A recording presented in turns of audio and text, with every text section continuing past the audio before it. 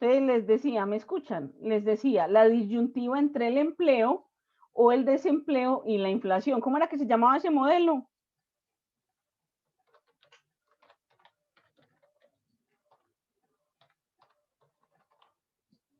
Y no era profe lo de la curva Ahí está en la pantalla, Phillips. mira, la curva de Phillips. Que la curva de Phillips lo que me decía era que alguien se acuerda. Hablaba sobre la relación del empleo y la inflación. De la inflación. Inversa entre el empleo y la inflación. Ambas variables macroeconómicas.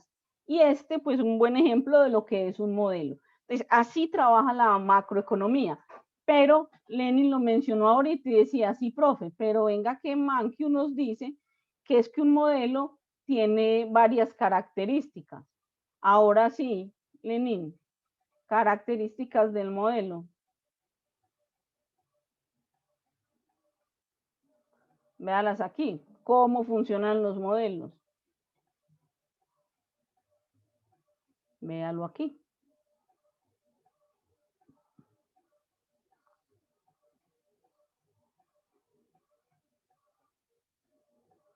Entonces, el modelo es una construcción sencilla de la realidad, pero se compone de las variables objetivos, que las variables objetivos de las variables de las que nosotros vamos a hablar. Entonces, si la curva de Phillips es la relación inversa entre el empleo y la inflación, ¿el empleo y la inflación son qué tipo de variables? ¿Exógenas o endógenas? Exógenas. ¿Por qué? ¿Qué son las variables exógenas? Porque ya son unas variables que están dadas y son las variables que se están utilizando para explicar la situación que se quiere dar a entender con el modelo. Y entonces las endógenas son ¿cuáles? Las que pretende explicar el modelo, que vendría a ser la relación inversa que tienen. Entonces, por ejemplo, acá, cuando hablamos de la curva de Phillips, la relación entre el empleo y la inflación, pero a este modelo le vamos a meter, por ejemplo, el salario. Promesa es exógena también. ¿Por qué? Porque es una variable que, pues, al momento de analizar, por ejemplo, ahí hablaban de un ejemplo de las pizzas, de cómo, pues, su variación en el precio afecta la demanda o no. Nos hablaban, de hecho, de eso, de la renta de las personas.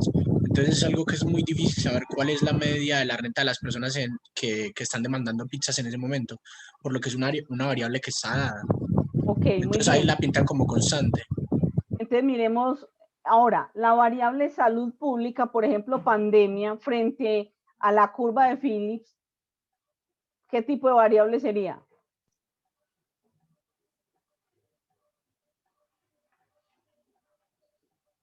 ¿Cómo, profe? Si le fuéramos a meter la variable pandemia a la curva de Phillips que estamos planteando acá.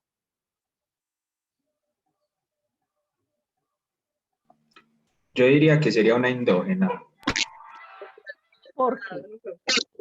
Porque en esta situación de la pandemia, obviamente la inflación ha afectado pues también mucho el factor en la economía, el empleo y la renta de las personas.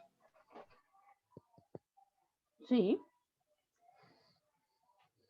¿Quién más? ¿Quién más opina?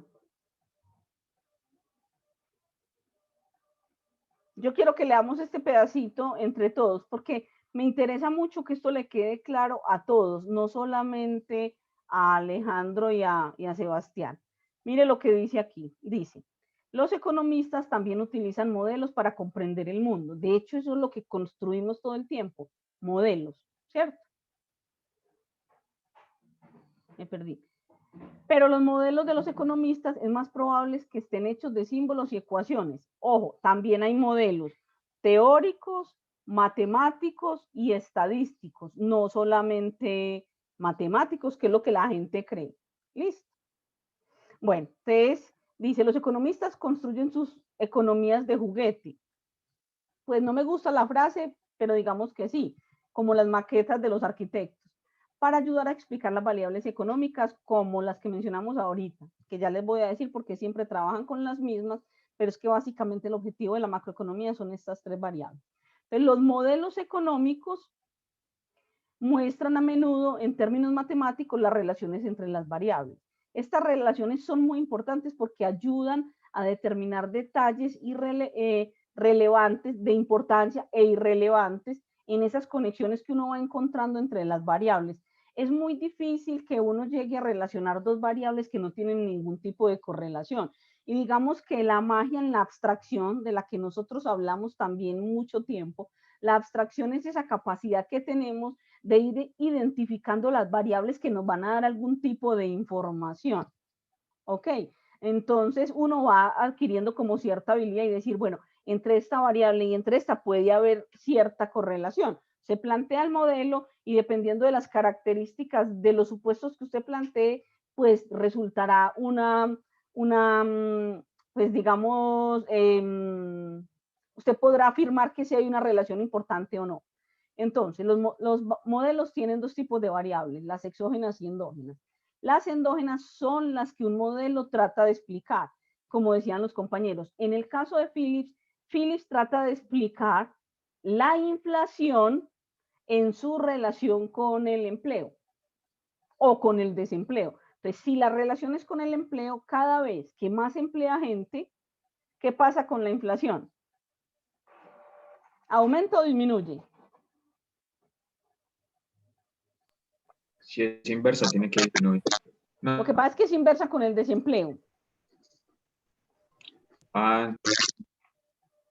Entonces, cuando hay más gente empleada, hay más dinero en la economía. Entonces los precios suben. Entonces los precios suben. Listo. Pero entonces aquí lo que realmente se quiere explicar es cómo hay procesos inflacionarios a partir de que haya más empleo. Y que si usted quiere castigar la inflación porque la tiene que tener controlada, o sea, reducirla, pues a usted se le tiene que hacer normal tener cierta tasa de paro, tener cierta tasa de desempleo, o lo que se llama, pues, digamos, aprender a vivir tranquilo con una cierta tasa natural de desempleo. Entonces, cuando el desempleo aumenta, la inflación baja. Entonces, aquí podemos decir claramente que la variable que pretende explicar es ¿cuál? ¿Pretende explicar el desempleo o el empleo? No, la inflación. No, pretende explicar la inflación. Entonces, ahí, ¿cuál es la variable principal en los términos en que yo siempre les he hablado?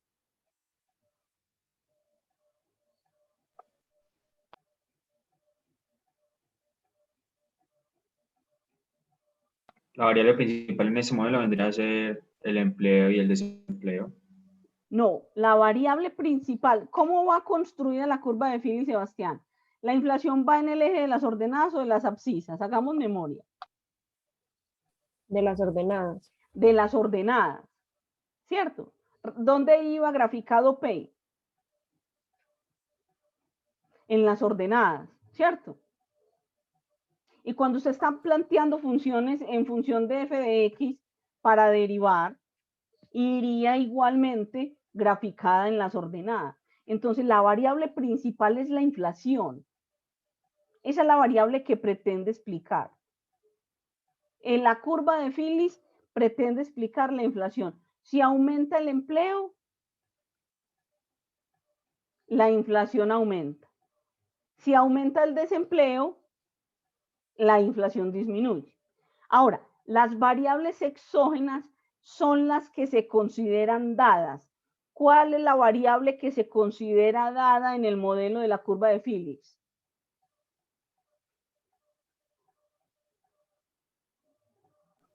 El nivel de empleo y desempleo. El empleo. Exactamente. Cualquier otra variable externa, uno podría, dependiendo de cómo la correlación es, llamarla también exógena.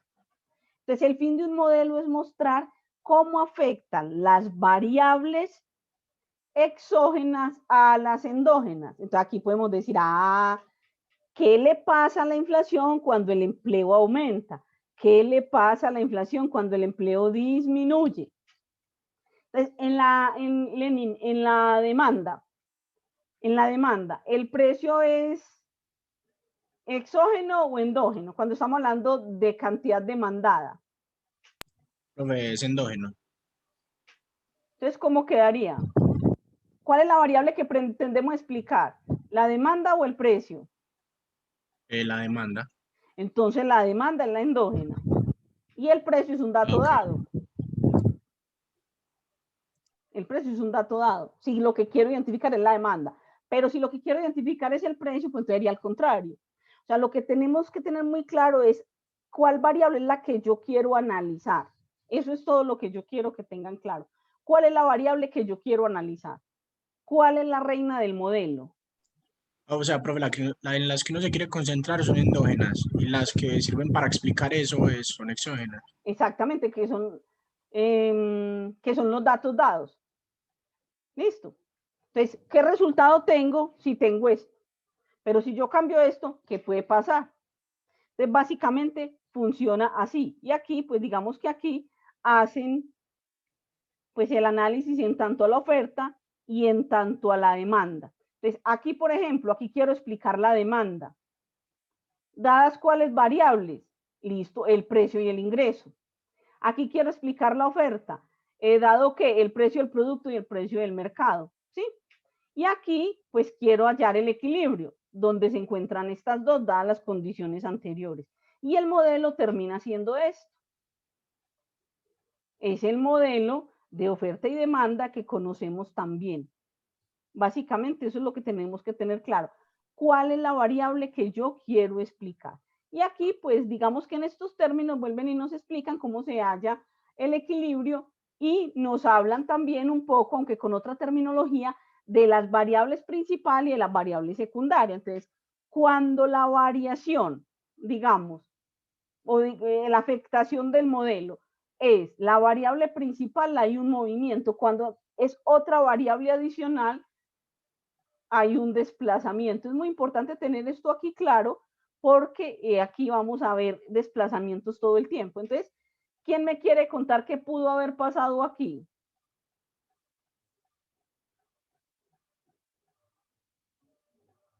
Que al cambiar el precio de la pizza no hubiera un movimiento y no un desplazamiento de la demanda. Aumentó la renta. ¿Quién más?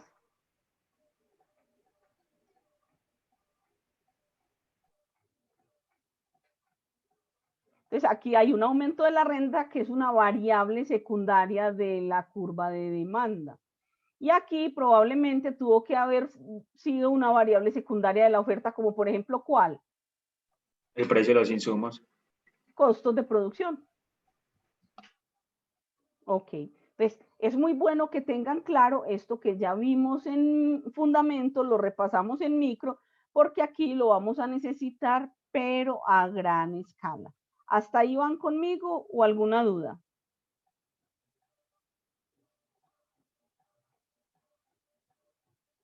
El que tenga alguna duda, por favor, pregunte de una vez antes de cambiar de tema.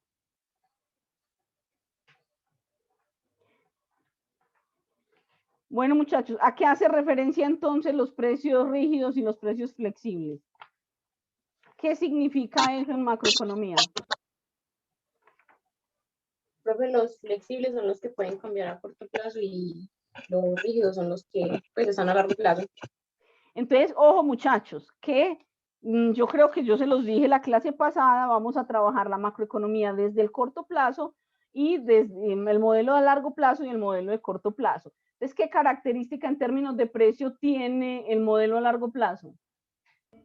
Que los precios son flexibles. A largo plazo. Y uno también tiene los papas de A largo plazo los precios no son totalmente rígidos. ¿Son o no son? No son. No son rígidos. Entonces, los modelos de equilibrio del mercado suponen que todos los salarios y los precios son flexibles. En el mundo real, algunos son rígidos. Es decir, precios flexibles o no, pues digamos dinámicos o no, tienen que ver básicamente con la temporalidad. Entonces, ahorita me dijeron que unos eran a largo plazo y otros a corto. Entonces, A largo plazo es muy fácil que todo cambie, ¿o no? Sí, Sí, profe. profe. Y a corto plazo, digamos que es un poco más difícil. ¿O no? Sobre Sí, todo los a precios son corto, como más constantes. claro, sobre todo en periodos de tiempo muy pequeños. Entonces aquí dice, muchas empresas mantienen los precios de sus productos durante largos periodos de tiempo.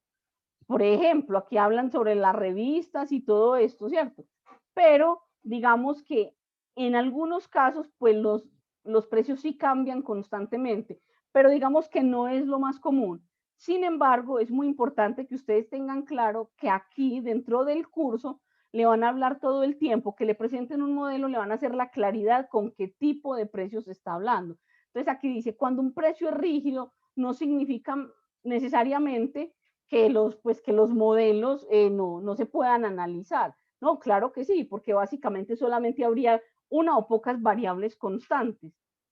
Los precios de todas maneras, así el tiempo pase, eternamente no se van a quedar constantes.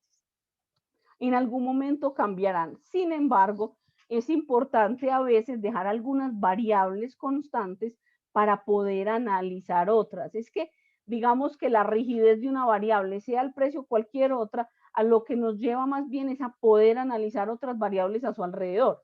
Por ejemplo, cuando nosotros vemos en fundamentos una ecuación de oferta y de demanda, uno dice, esta ecuación de oferta o de demanda la estamos analizando en términos de precio y cantidad, ceteris paribus. ¿Qué significa ese ceteris paribus?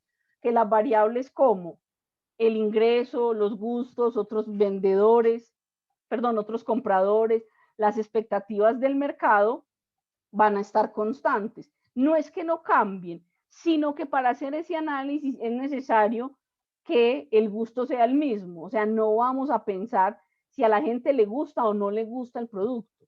Entonces, aquí, dentro de la literatura, siempre nos van a hacer a nosotros el énfasis sobre si vamos a trabajar con los precios rígidos o con los precios flexibles. Entonces, dependiendo del tipo de modelo que estemos abarcando.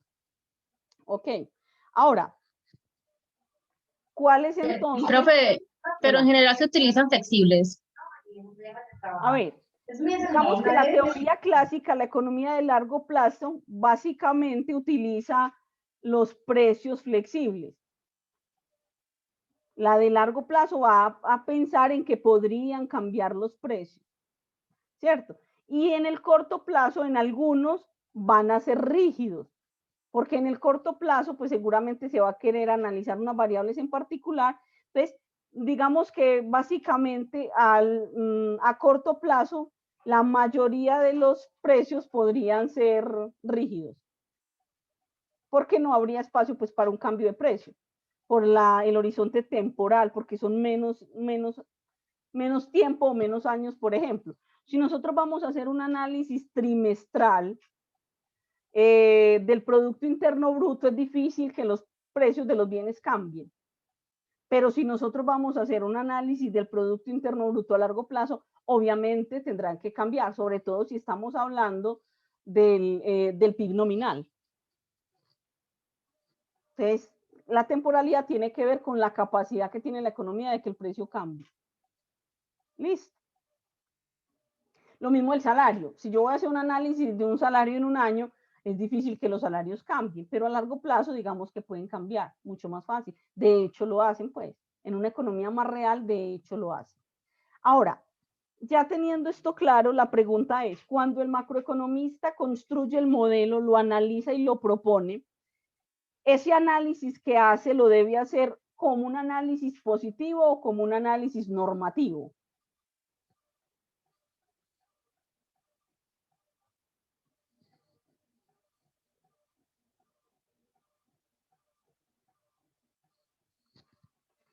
Profe, yo creo que sería normativo porque habla, digamos, desde el conocimiento con cifras y demás estudios.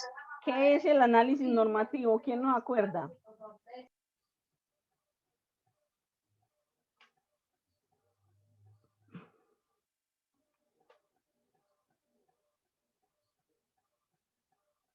Profe, el normativo no era con juicios de valor. O sea, subjetivo. Ujú. Ok, entonces repito la pregunta. Entonces, finalmente, cuando el macroeconomista hace un análisis de un modelo, ese modelo debe ser desde el análisis normativo o positivo, ¿y por qué? Profe, yo creo que debe ser desde el positivo, porque el positivo básicamente trata de explicar es cómo es la economía en realidad. ¿Quién piensa lo mismo o quién piensa lo contrario? No, yo pienso lo mismo porque en este caso de analizar pues como una realidad en base a un modelo no se puede influir en lo que usted puede pensar o no de ese mercado, sino lo que es en realidad. Entonces, mire lo que pasa acá.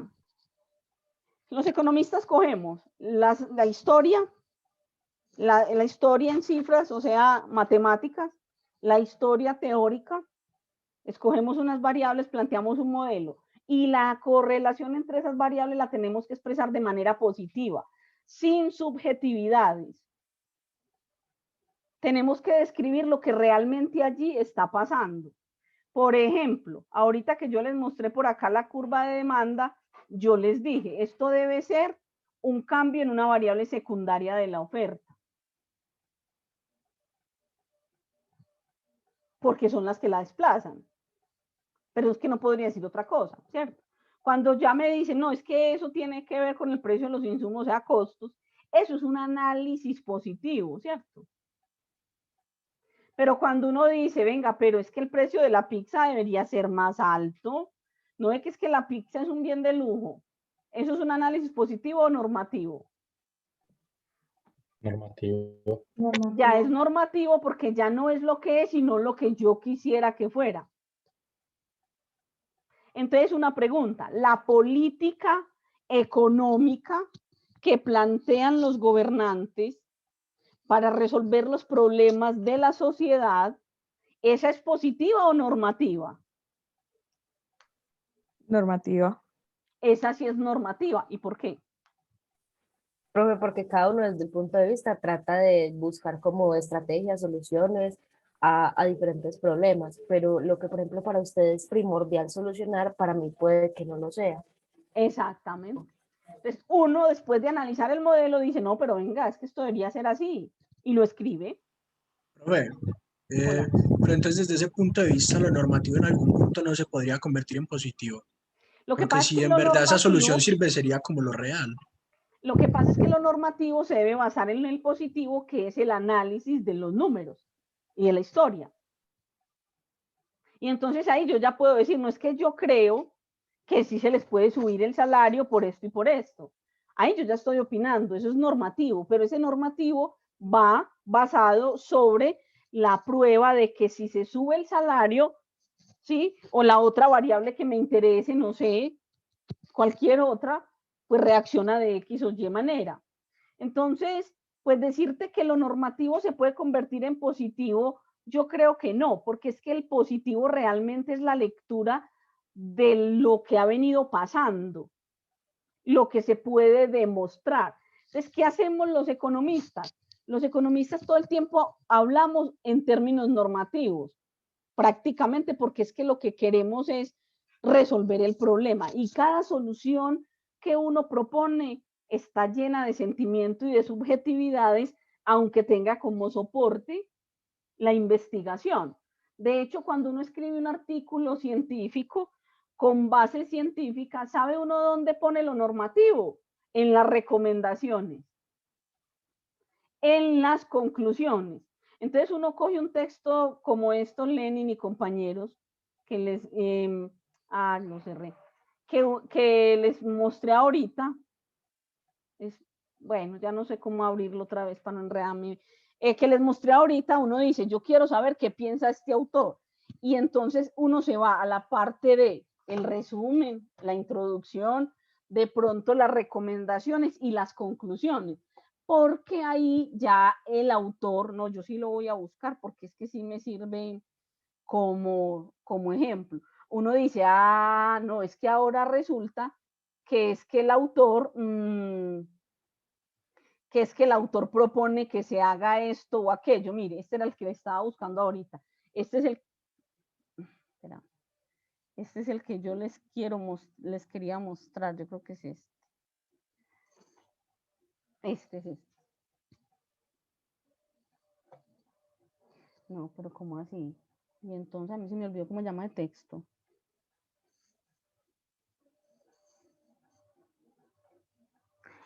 Por fin, véalo aquí. Ese es el que le voy a pasar a los contadores. Mire, una historia exhaustiva de la regulación financiera en Colombia. Espérame, que es que esto, mira, miren este texto. Entonces, aquí, esto es una historia. Aquí cuentan una historia desde antes de la crisis del 90. Y acá, pues cuentan qué fue lo que pasó, por qué se dio, a quién le echaron la culpa y cómo se puede resolver. Entonces, aquí hay una serie de definiciones. Esto todo es positivo porque son definiciones. Estos son normas y cómo han ido cambiando. Esto todo es positivo. Todo esto es positivo. Porque aquí no hay forma de opinar. Aquí hay un recuento de cómo era el asunto, ¿cierto? Aquí está literal. Miren las normas aquí al final. O sea, aquí no hay espacio para la especulación básicamente. Y entonces aquí le cuentan a usted cómo ha evolucionado desde el 90 hasta nuestros días, bueno, hasta hace 5 años porque es del 2015, cómo ha evolucionado el sistema financiero en Colombia, que para los contadores es muy importante en términos de legislación. Pero aquí en las conclusiones ya usted escucha hablar a los autores. Entonces cuando él le dice, este documento pretende contribuir, y entonces le dice más o menos cómo pensar, cómo él quiere que usted lo analice, cómo quiere que usted lo aborde, entonces en términos de tal cosa. Entonces aquí ya esto es completamente normativo, pero Lenín, pero está basado sobre lo positivo. O sea, lo que sea subjetivo, que no tenga soporte teórico, que no tenga soporte matemático, que no tenga soporte estadístico, que no se pueda comprobar, es literalmente caspa. Profe, y una, pues puede decir algo. Digamos, por ejemplo, remontándonos a lo que hablamos la clase pasada de John Maynard Keynes, que nos dice que aportó pues a la resolución de la crisis. Por ejemplo, pues según lo que vimos en el documental, era algo que no había sido muy común, por ejemplo, el tema de las inversiones sobre las personas. Entonces, el hecho de que él haya plantado en sus textos como una posible solución y las políticas en las que se basaron la gente que estaba cerca del presidente que ganó en su época, eso no sería normativo, puesto que jamás se había pues visto como una crisis de tal manera y él propuso lo que él, pues supongo que lo que él creía para solucionar ese conflicto y en base a eso las políticas se basaron para mejorar esa crisis.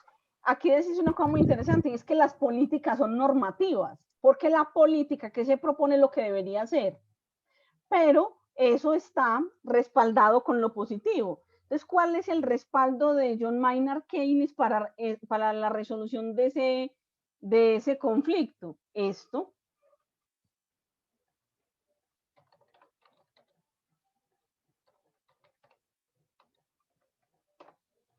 Este texto. Este texto. Aquí está toda la teoría planteada de lo que él, ¿están viendo mi pantalla? De lo que él expuso. Entonces él aquí pone todos los aspectos teóricos y ¿qué hace él? Ese texto está lleno de modelos. ¿Modelos de qué? Él relaciona la ocupación, ¿sí? Él relaciona la ocupación ¿con qué? Con la renta, con la ganancia, con el margen de productividad, con la productividad marginal.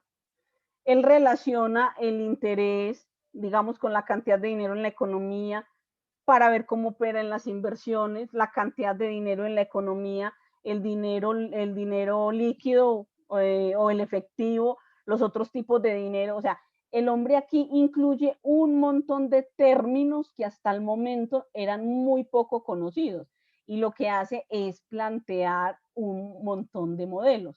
Y por eso se llama teoría general de la ocupación, el interés y el dinero.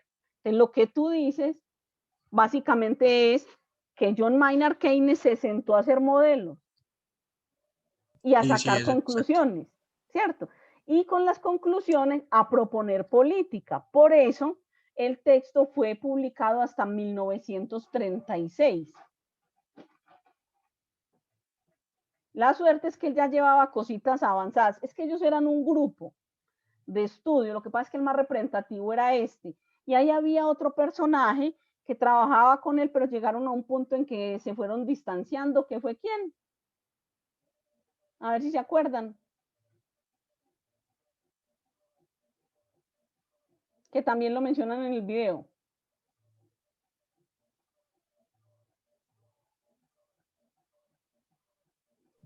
Hola. ¿Quién era el contradictor?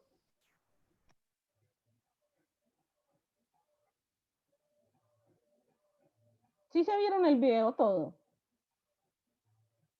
Uy, yo sí, profe, pero de esa ¿No cosa se en acuerda? específico no me acuerdo.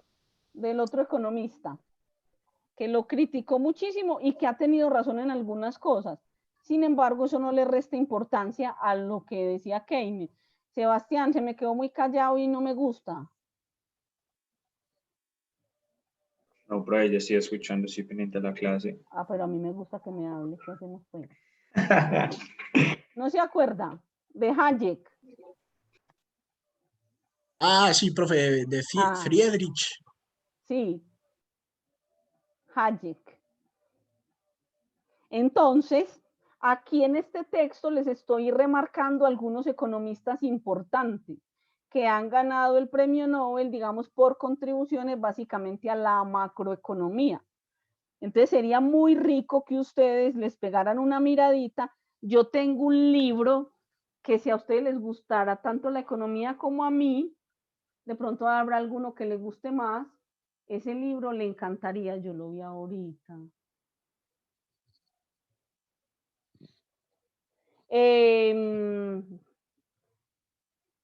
Entonces, para mí es muy importante que le peguen una miradita a estos personajes. Una pregunta, ¿ustedes saben de qué han hablado los últimos Nobel de Economía de los últimos, más o menos, de los últimos 20 años?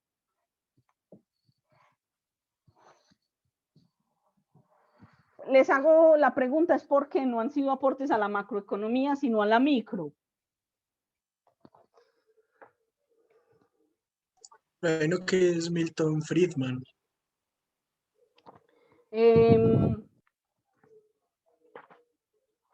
Pero yo quiero que me cuenten más o menos si se acuerdan. No, con usted no lo trabajamos algo de eso en micro. Por ejemplo, el tema del comportamiento del consumidor.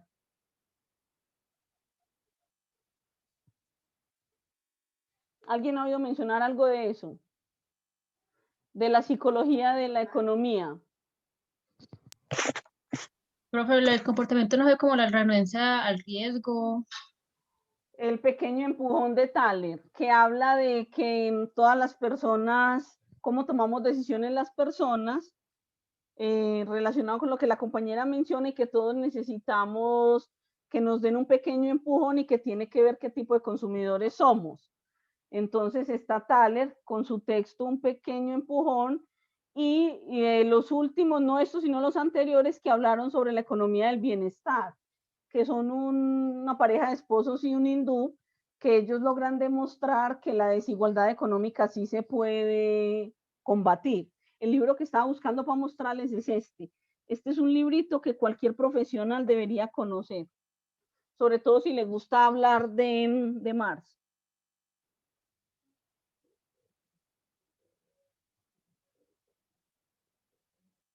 ¿Sí se ve? Sí, Este profe. libro está en las bases de datos de la universidad.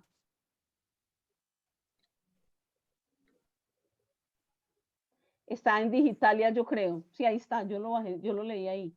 Lo empecé a leer ahí. Y ahí, aquí explica muy bien cuáles fueron los aportes de Keynes y cuáles fueron los aportes de Hayek.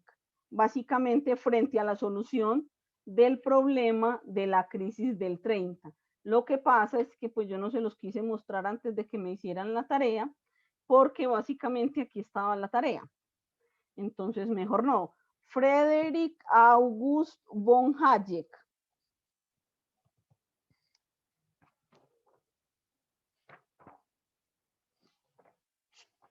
Era un poquito menor que Keynes, pero igual de ilustrado. Entonces, bueno, en fin, este librito, como les digo, el que lo quiera leer, está digital en Digitalia en la biblioteca de la universidad. Ok, entonces una miradita por estos economistas. ¿Alguna pregunta o hasta ahí van conmigo?